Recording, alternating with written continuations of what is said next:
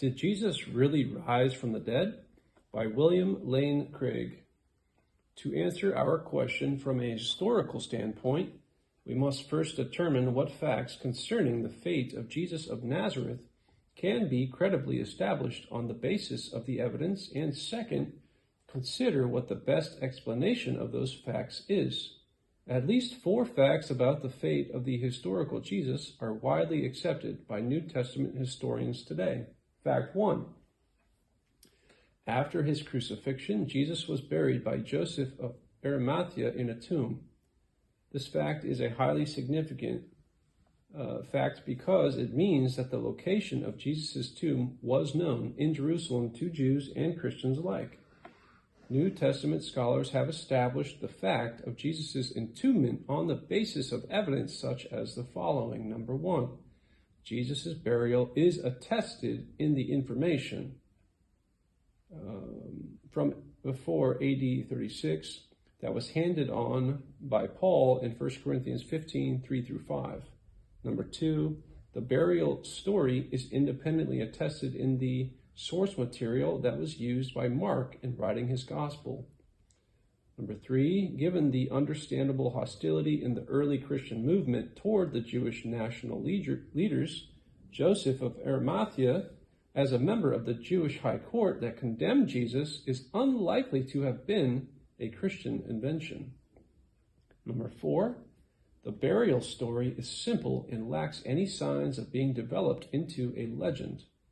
Number 5, no other competing burial story exists. For these and other reasons, the majority of New Testament critics concur that Jesus was in fact buried by Joseph of Arimathea in a tomb. Fact number 2. On the Sunday after the crucifixion, Jesus' tomb was found empty by a group of his woman followers. Among the reasons that have led most scholars to this conclusion are the following. Number 1, in stating that Jesus was buried, that he was raised on the 3rd day. The old information transmitted by Paul in 1 Corinthians 15, 3-5 implies the empty tomb. Number 2, the empty tomb story also has multiple and independent attestation in Mark, Matthew, and John's source material, some of which is very early. Number 3, the empty tomb story as related in Mark, our earliest account, is simple and lacks signs of having been embellished as a legend. Number 4, given that in Jewish patriarchal culture, the testimony of woman was regarded as unreliable, the fact that women rather than men were the chief witnesses to the empty tomb is best explained by the narratives being true. Number 5, the earliest known Jewish response to the proclamation of Jesus' resurrection, namely, the disciples came during the night and stole him while we were sleeping, in Matthew 28, 12-15, was itself an attempt to explain why the body was missing, and thus presupposes the empty tomb. For these and other reasons, a majority of scholars hold firmly to the reliability of biblical testimony to Jesus' empty tomb. Fact number 3, on multiple occasions and under various circumstances, different individuals and groups saw Jesus alive after his death. This fact is almost universally acknowledged among New Testament scholars for the following reasons.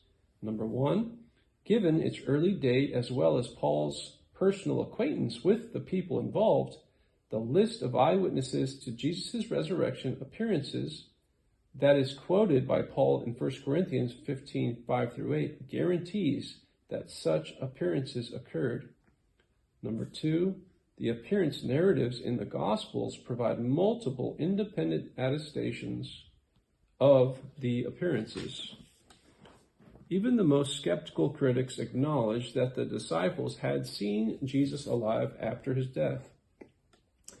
Finally, fact number 4, the original disciples suddenly and sincerely came to believe Jesus was risen from the dead, despite having every predisposition to the contrary. Consider the situation that the disciples faced following Jesus' crucifixion. Number 1, Their leader was dead, and Jewish messianic expectations did not expect a Messiah who, instead of triumphing over Israel's enemies, would be shamefully executed by them as a criminal.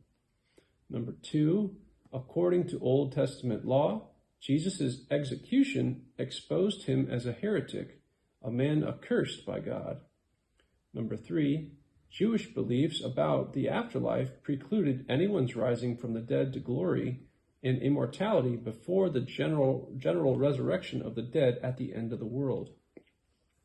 Nevertheless, the original disciples suddenly came to believe so strongly that God had raised Jesus from the dead that they were willing to die for that belief. We come now to our second concern. What is the best explanation of these 4 facts? In his book, Justifying Historical Descriptions, historian C.B. McCullough lists 6 tests historians use to determine the best explanation for a given body of historical facts. The hypothesis given by the eyewitnesses, God raised Jesus from the dead, passes all these tests. Number 1, it has great explanatory scope. It explains why the tomb was found empty, why the disciples saw post-mortem appearances of Jesus, and why the Christian faith came into being. Number 2, it has great explanatory power. It explains why the body of Jesus was gone, why people repeatedly saw Jesus alive despite his earlier public execution, and so forth. Number 3, it is plausible. Given the historical context of Jesus' unparalleled life and claims, the resurrection makes sense as the divine confirmation of those radical claims. Number 4, it is not ad hoc or contrived. It requires only one additional hypothesis, that God exists. Number 5, it is in accord with accepted beliefs. The hypothesis, God raised Jesus from the dead, does not in any way conflict with the accepted belief that people do not rise naturally from the dead. The Christian accepts that belief as wholeheartedly as he accepts the hypothesis that God raised Jesus from the dead. Number 6, it far outstrips any of its rival theories in meeting conditions 1 through 5. Down through history, various alternative explanations of the facts have been offered: the conspiracy theory, the apparent death theory, the hallucination theory, and so forth. Such hypotheses have been almost universally rejected by contemporary scholarship. No naturalistic hypothesis has, in fact, attracted a great number of scholars. Therefore, the best explanation of the established facts seems to be that God raised Jesus from the dead. We have firm historical grounds for answering our question in the affirmative. The historical route is not, however, the only avenue to a knowledge of Jesus' resurrection. The majority of Christians who have had neither the resources, training, nor leisure to conduct a historical inquiry into this event have come to a knowledge of Jesus' resurrection through a personal encounter with the living God. See Romans 8, 9 through 17.